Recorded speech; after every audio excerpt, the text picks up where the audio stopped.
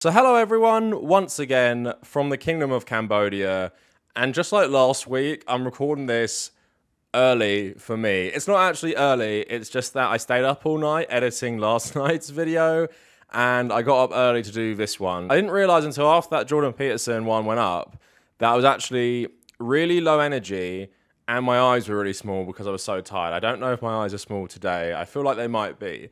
But please just ignore that. I have got my energy. I actually drank my coffee before I started filming. And we're going to need some energy to get through this one. Today, we are talking about anti-SJW law. Now, even from the title, you might be thinking, well, what are you talking about? What is anti-SJW law? So I've been covering anti-SJW channels pretty much for the last 3 years, I'd say, on YouTube. Started more doing it in 2020. Obviously, I've done it since then.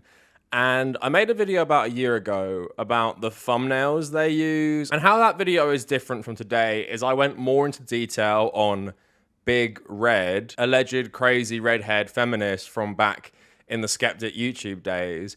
And I just spoke about the general like crazy bigotry towards the people featured there. So that video focused more on like those people, but today I kind of want to talk about them again because I want to talk about the anti-SJW law in general and how this kind of stuff gets added to their like background. And recently G4 has been a big thing for these guys and the downfall of the reboot of G4. And this person called Frosk, who is one of the hosts, and she has now become added to the collection of women they use on every thumbnail, because what starts as them covering this actual person and making videos on this actual person turns into them using this person as like some stereotypical feminist and putting their face on thumbnails that have absolutely nothing to do with them and have nothing to do with G4. So what we're going to do today is we're going to look at these thumbnails, we're going to look at the women on that, and we're going to talk about what that says about these channels,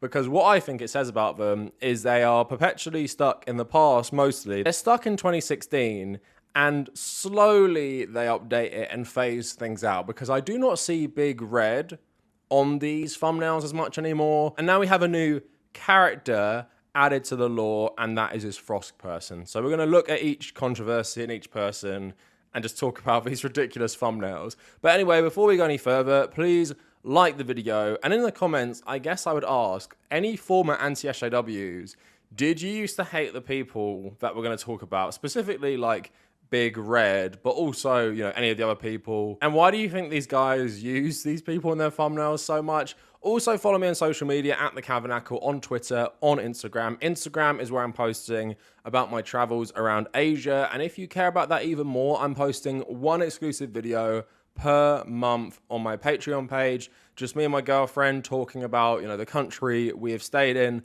So the one for Vietnam is already up, and that's available to all patrons. And if you want to be a patron, trying to build up as many $1 to $3 patrons. And the other benefits you get are access to the Discord server and also my Nintendo Switch friend code. Also, check out my other channel, the Kavernacle Extra, and check out the subreddit down in the description. So to start with these guys updating the law of their like anti-SJW reactionary nerd channels, we have to talk about the reboot of G4. Now, G4 was a bit, I guess, before my time, like really being interested in gaming. I think I have maybe watched it back in the day. Like, there were some weird gaming TV shows in the UK. If you guys remember, this is probably like early 2000s. If you guys remember what I'm talking about, please let me know in the comments, because I do not remember what these were. And obviously, if you follow gaming, you know who Adam Sessler is.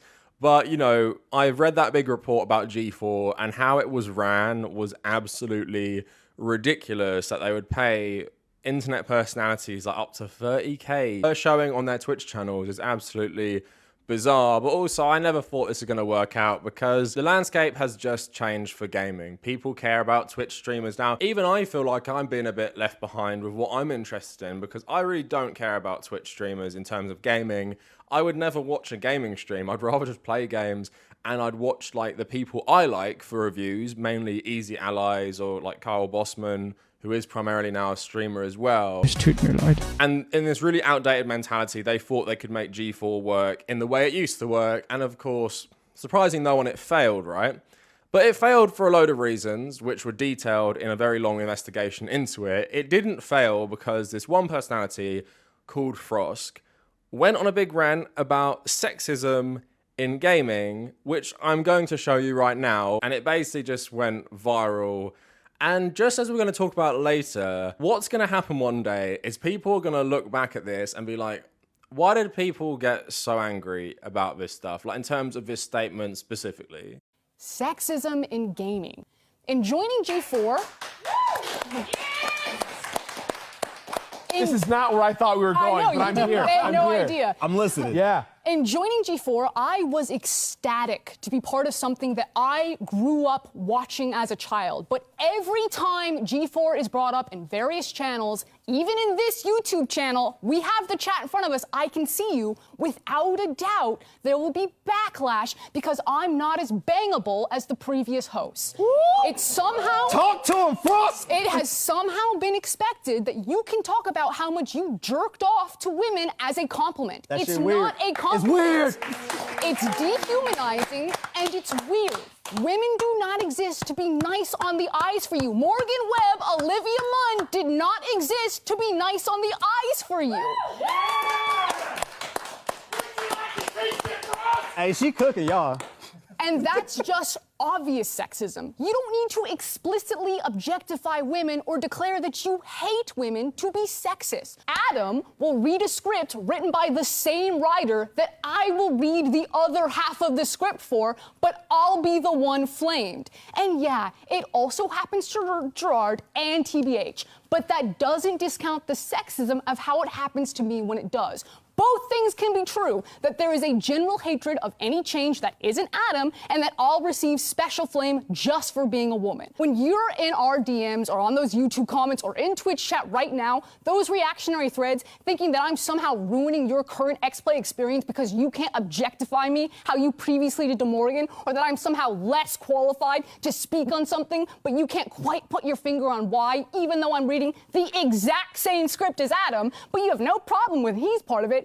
You're letting your unconscious biases ruin my day and you're gatekeeping the gaming space. So maybe for 2022, we be a bit nicer, a bit more self-reflective, and we enjoy the fact that people are working hard to make free content for you. If you don't like it, don't watch it. Peace.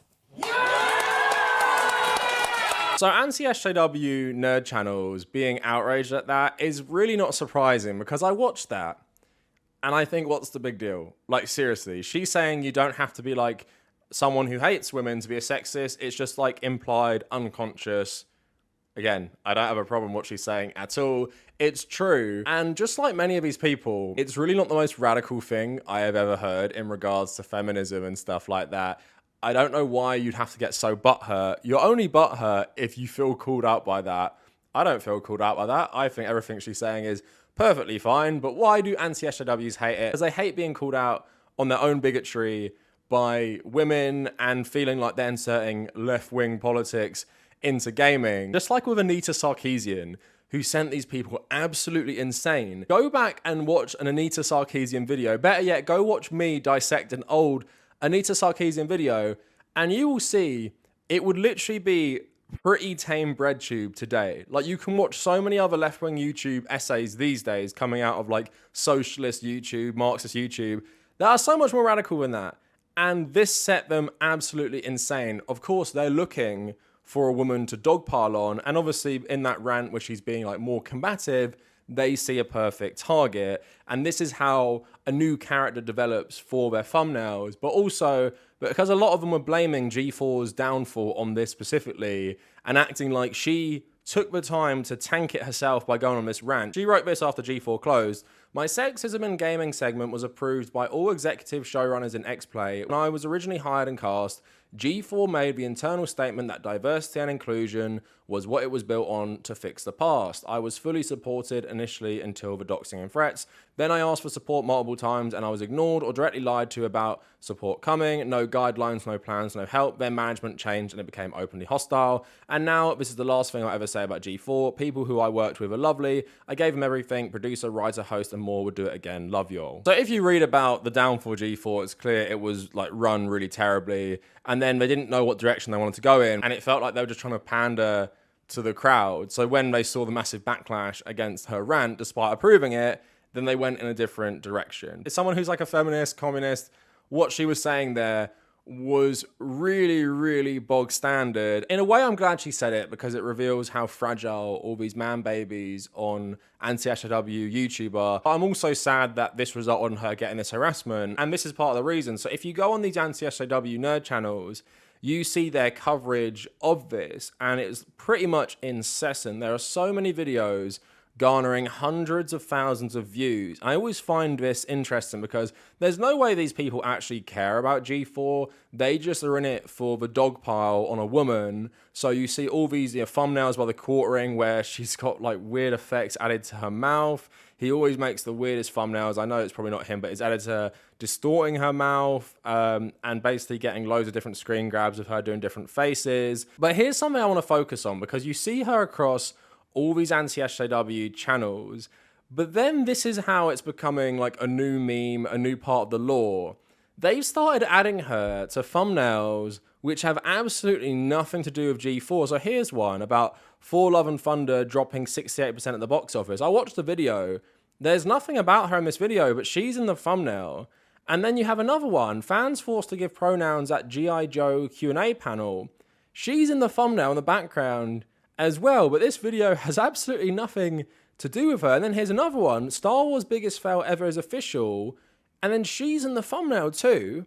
And again, I watched the video, there is nothing in that video that has anything to do with her, so it's pretty clear they targeted her for actually speaking out against sexism, and now they are using her in thumbnails to be like, oh look, triggered woman, SJW, now she's like the meme for that stuff. She's the new meme. It was Big Red from 2016 to like 2020. Now it is this other person, Frosk, and she's been added to the lore so people can all be like, oh, remember when Frosk ranted about sexism and it destroyed the reboot of G4? And this is just like interesting because this keeps happening where they're just targeting women who speak out about these issues or who are upset by these issues. And to move on, we should talk about the past. So here's another one you guys will always see. And it is like the triggered feminist. And I covered this in my other video from last year. And if you go through these thumbnails, I've probably seen this before. We're going to talk about how it became a thing. So Geeks and Gamers, you see her like making some face about Chris Pratt doing it again by making the terrible terminal list. In Ryan Kinnell, you got this triggered feminist doing a face at J.K. Rowling. And then another one about the media promoting disgusting lies about Ryan Kinnell, and he's so calm with his laser eyes, and they're so triggered. Again, you see her in loads and loads of thumbnails. Who is this person that is so triggered? Surely she's the most triggered feminist ever. You see all the quartering thumbnails as well. Now, like I said in the other video, and I went a bit more into it, I'm not going to go as into it in this one. This person is nothing like how they're depicting her. So just on Know Your Meme, so Triggered Feminist, also known as Angry Feminist, and Ficky Fiona, refers to a Photoshop meme based around a still image of a woman with short hair and glasses appearing angry during a confrontation with supporters of Donald Trump. Online images of the woman are often used in image macros and Photoshop. So Origin, on June 1st, 2016, the Alex Jones YouTube channel uploaded a video called Trump Supporters Shut Down Protesters. In the video, a woman with short hair wearing glasses is shown arguing with a man about statistics about assault. The original video was removed following YouTube's ban of all Alex Jones's content. On June 2nd, screen caps of the woman were posted on the Donald subreddit, introducing her as Ficky Fiona. The following day, a thread about the woman was submitted to 4chan, where they nicknamed her Ficky Fiona. On June 4th, 2016, someone added the triggered in impact font to the bottom of the image. And on November 19th, 2017, my 22nd birthday, YouTuber PewDiePie used the image of the woman for a thumbnail in a video about microaggressions. Microaggression, you see the triggered woman's face. And on March 13th, 2019, Donald Trump Jr. tweeted a Photoshop image of Captain Marvel, played by Brie Larson, superimposed with the woman's head and the caption, Captain Triggered. Like I said, in the other video, I talk about this more. But I'm going to play you a little clip of this interaction from my other video because I couldn't actually find this anymore on YouTube itself. And please have a look at this woman. Do you think she's hysterical, triggered feminist? I'll tell you how many women in the U.S. Do you know how many? One in every three. All Americans. That's a crisis. There's a crisis. Exactly. But if you look, a lot of That is not a fact. I can't do that.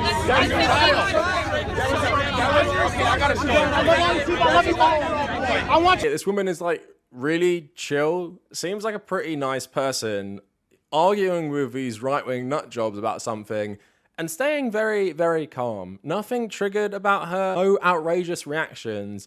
But here's something I want to do. I'm going to pause the video and start taking screenshots. And unfortunately, this woman just has a very expressive face that although when you see the video, you don't really see it as much. When you start pausing it and screen grabbing it, it looks like she's super angry, but she's never really angry in the thing. But it also is telling that just like Frosk, she is speaking about something to do with like women's rights and stuff. And they've taken that, and now she is part of the law. And not only was the president's son using this, now they still use it for so many thumbnails. And this was in 2016. Like I said, these people are just living in 2016 still. And she is on every thumbnail, probably had her like life ruined by this. But imagine how many times she's been posted as like this triggered feminist. And she was totally rational, calm person who, even if she was like some radical feminist, was not being triggered by the Trump supporters anyway. And now she's just, you know, a reaction they can use. And that is what's happening to Frosk now as well, where Frosk is being added to everything because she combatively spoke out about sexism in gaming. So obviously it's terrible for people like that. Hopefully people will never find out who this woman was. I couldn't find out who she was, which is a good thing. Sadly, people like Frosk, like the worst part of it in that they're visible, they spoke out about it, but because of the anti-SJW coverage of her rant, now she's become a character just like these ones. So if we go forward a bit more, this one is like really, really famous. So it's the triggered liberal when Trump won the election. So you see so many thumbnails still, this was 2016, you know, covering Black Panther 2, covering Elon Musk buying Twitter, and they've got this, you know, triggered liberal, crying liberal at Trump winning the election on every thumbnail. Like seriously, this one is so popular, and I can't believe they can't think of anything else now. Well, maybe they're updating it with Frosk to do, then use this. And I actually realized making this video, like I'm 27 in a couple weeks, and all this stuff happened in 2016. So a lot of you guys watching this might not even remember this. And that's the crazy thing about getting older on the internet while it exists. So I can't play the video because I found this video on one channel. And when you find a video that only exists on one channel, it's pretty much guaranteed they copyright strike everyone else who tries to upload it. I'll play the audio and the image together, and then you can see what this clip was about. Donald J. Trump is now President of the United States. President Obama is the ex-president. And Mr. Trump, for the moment, steps to listen for the inaugural address. What a great honor to be able to introduce for the first time ever anywhere the 45th President of the United States of America, Donald. Tap on the shoulder. You adjust the microphone as you talk, man. For their gracious aid.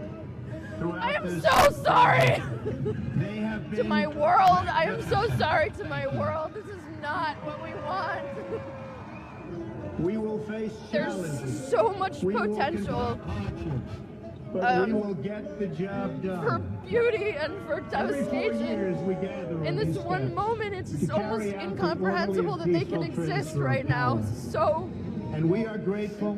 So close. So basically, when Trump won the election, a lot of people were very, very upset. And you had lots of things going viral of people passionately like ranting about Trump or being very upset that Hillary Clinton didn't win. This person was unlucky enough that they were in public and they acted like this, and they were so upset that Donald Trump became president. So I can see some inherent humor here because it's a bit of an over-the-top reaction in public. But you cannot tell me if this was a man who did this and started screaming about Donald Trump becoming president, that they would become as big a meme as this person, in that they are still being used today on a million anti-SJW thumbnails. You know this is driven, just like the other ones, by bigotry against women, because have men ever had meltdowns like this? Of course they have. Have men in the public sphere ever ranted about different things like Frosk or had expressive faces? Of course they have. Do they get used in anti-SJW thumbnails? No, because the underlying part of their channel and part of their grift is that they hate women and that they always dogpile women. I made a whole video about how they dogpile black women more often, and this is just another case of that. And yeah, It's a funny video, kind of, in like a vacuum. I can understand why people found it funny, why it became a meme and stuff, but at the same time, you cannot tell me the reason that this lives on today isn't because of bigotry against women. And speaking of that, we got to talk about one of the original red-haired feminists, and that is Big Red, who thankfully is being phased out of these thumbnails because I barely see her in them anymore. But when I made this video last year, she was still being used in these thumbnails. So I'm just going to show you a couple from the quartering, and you see her face appearing in a couple just being like triggered feminist. And if I type in Big Red into YouTube, I get like videos, The Return of Big Red, World's Scariest Feminist. But then there's actually an interview with Big Red, which I talk about more in detail in the video from last year. So if you care about me dissecting more of what she said, check that out. Just on Know Your Meme. So Big Red is the nickname of Toronto resident Chanty Binks, who gained notoriety online after appearing in a video in which she aggressively promotes feminism while arguing against MRAs. On June 21st, 2011, Binks launched the Tumblr blog STFU Everything. On April 5th, 2813, YouTuber 18 Upper uploaded a video titled MRAs and Feminists Arguing at U of T MRA Events, featuring footage of Binks loudly reading feminist arguments off a sheet of paper outside of an event at the University of Toronto. In the first 2 years, the video gained over 750,000 views and 23,000 comments. On the 17th of April 2013, YouTuber Bane66AU uploaded a video titled Meet Chanty Binks, Big Red, Reminisced and Hypocrite, which featured 2012 footage of Binks yelling at a street preacher in downtown Toronto. And honestly, this is probably like the worst case because this person has essentially gone offline. I did talk to someone who does still know them, but yeah, the harassment they received was absolutely insane and was an early example of what these right-wing YouTube communities do. And a lot of skeptics were involved in this. I made a video about The Amazing Atheist because he made a video about this,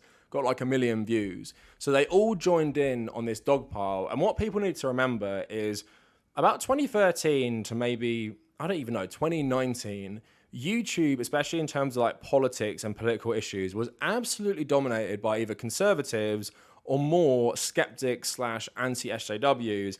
There really were no prominent like socialist, leftist. Like if you are younger and you're growing up where you can watch like hundreds of different socialist channels, know that you are really, really lucky, because when I was younger, like 17, 18, 19, the only like left-wing channels you could watch were like Young Turks, Secular Talk, and a couple other ones. Even these guys would sometimes buy into like the anti-SJW rhetoric and framing. Like you can go watch their old videos. It might surprise you how they often discuss things. It's not like how they discuss things today. We all evolve and stuff, but again, there wasn't many people who would come out and say, well, this person was saying common sense things. Like I say, when you watch Anita Sarkeesian videos, you watch them and you're like, what is the big deal? Like seriously, this is why this woman is hated? For saying this stuff and making like very, very standard pre-bred chubby video essays about sexism. And I'll play you a couple clips of Chanty Binks here, but what she is saying is both not bad and it's true, and also it's points that like everyone make today. She basically says throughout these videos is that patriarchy is bad for men and women, something that I always say as well, because it places like these very rigid gender roles on society, and that is the root of a lot of problems in terms of men not getting custody of children and all that stuff, and also enforcing these like gender norms where men feel inadequate about themselves. I spoke about this as well, because we have this idealized view of what a man should be in Western society. Like when someone like me says it today, no one cares, but if you say it in a bit more of a combative way anytime, right-wing men get so infuriated and then start this dogpile. And if Frosk was doing this in 2013, she would be like Big Red and pretty much be kicked out of the internet. But thankfully, although I feel really bad for Frosk getting all this harassment, thankfully, she does have a lot of people who will support her.